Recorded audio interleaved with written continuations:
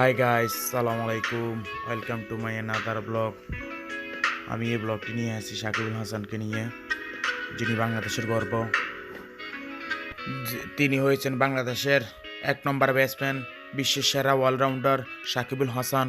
তাকে নিয়ে বাংলাদেশে একটি গুঞ্জব শুরু হয়েছে, যার নাম এক নামে চেনে সারা বাংলাদেশকে।